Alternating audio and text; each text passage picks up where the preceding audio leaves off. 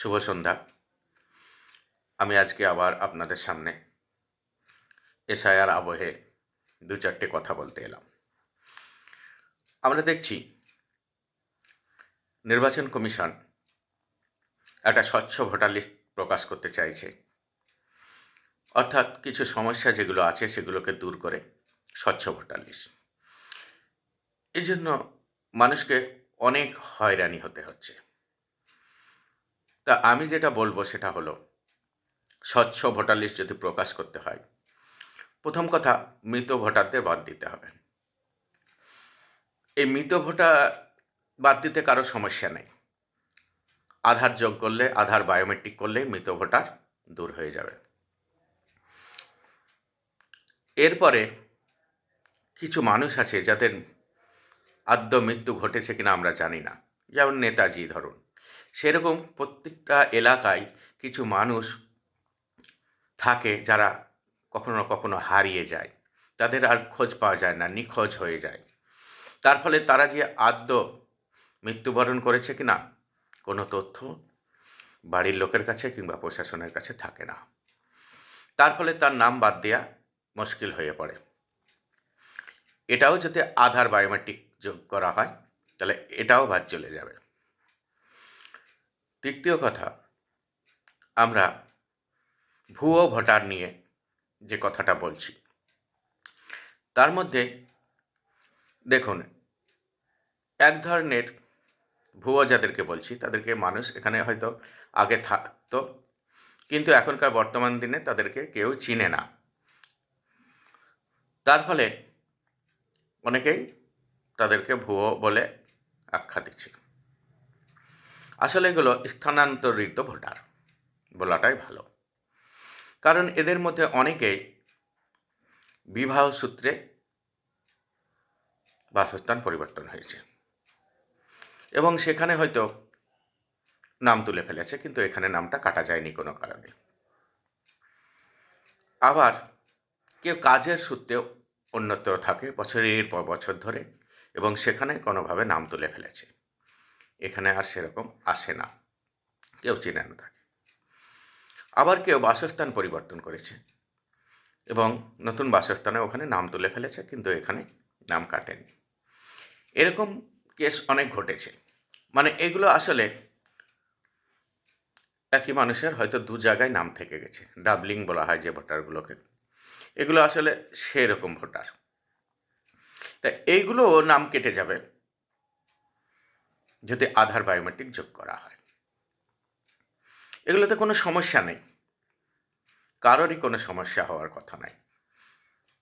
সমস্যাটা হলো যেখানে, সেটা হচ্ছে এক ধরনের ভুয়ো ভোটার যাদেরকে আমরা বলছি, তারা পূর্ববঙ্গ কিংবা অন্য দেশ থেকে এখানে এসে তারা কোনোভাবে ভোটার লিস্টে নাম তুলে ফেলেছে।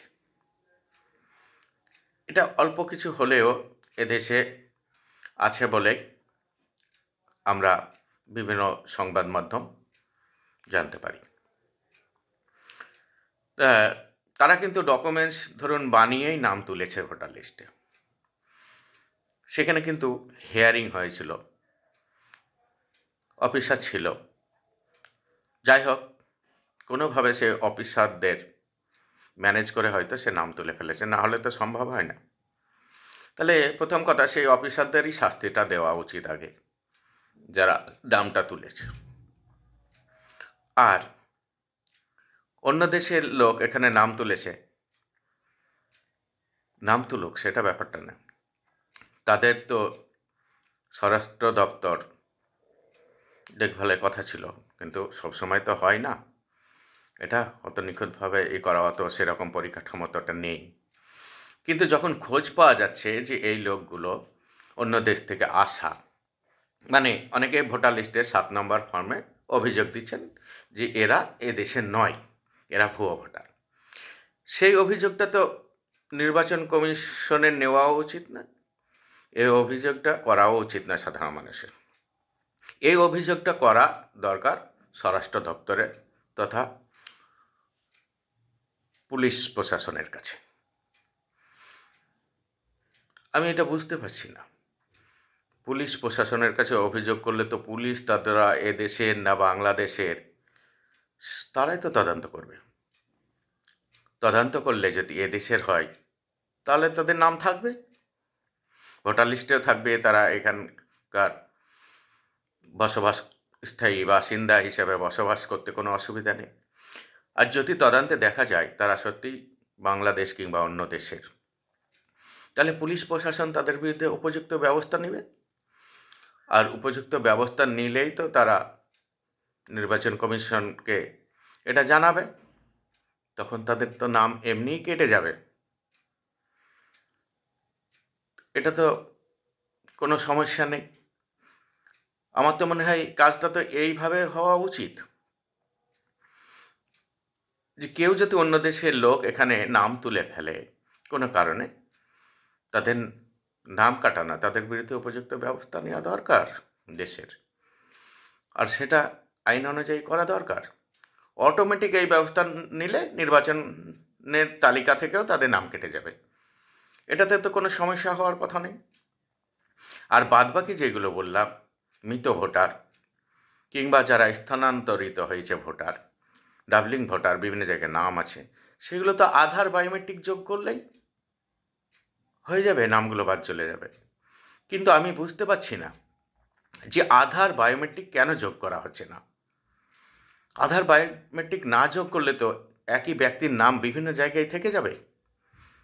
বিভিন্ন রাজ্যে তারা, ধরুন কেউ বিহারে ভোট দিয়ে এলো, বিহারে নাম আছে, আবার তার যদি নাম পশ্চিমবঙ্গে থাকে, তাহলে এই তো কদিন পরে আবার যখন ভোট হবে, তাহলে সে তো আবার পশ্চিমবঙ্গে ভোট দিতে পারবে। কিন্তু নিয়ম অনুযায়ী তো কেউ 5 বছরের আগে দুবার বিধানসভা ভোট দিতে পারবে না।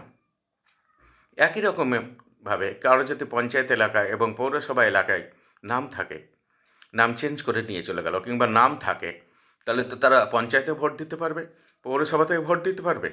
এটা তো হওয়া উচিত নয়। 5 বছরে সে একটা জায়গায় ভোট দিতে পারবে, হয় পৌরসভা কিংবা পঞ্চায়েত।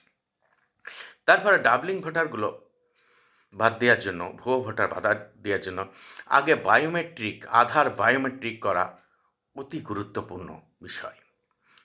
আর এদেশে যারা নয় তাদের জন্য প্রশাসনের তরফ থেকে খুঁজে বের করা এবং সেই তালিকা নির্বাচন কমিশনের কাছে দিলে তারা ওই তালিকা থেকেও বাদ চলে যাবে। আর তার ফলে 100% নির্ভুল এবং স্বচ্ছ ভোটার লিস্ট প্রকাশিত হবে।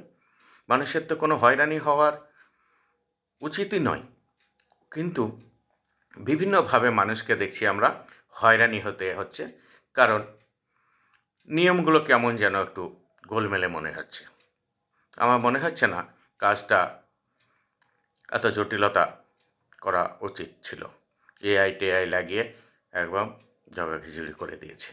নামের প্রত্যেক মানুষের, সে শিক্ষিত হোক আর অশিক্ষিত হোক, কম বেশি সবারই বানান ভুল, ছোটোখাটো ভুল আছে, এগুলো থাকবেই। এগুলো সমস্যার সমাধান এআই দিয়ে সম্ভব নয়, এগুলো ম্যানুয়ালি সমস্যার সমাধান করা উচিত।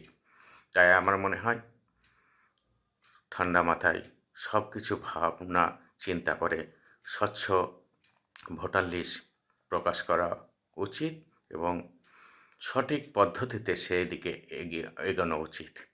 আর যারা এদেশের নাম মানুষ নয়, তাদের অবশ্যই দেশের আইন অনুযায়ী ব্যবস্থা নেওয়া উচিত।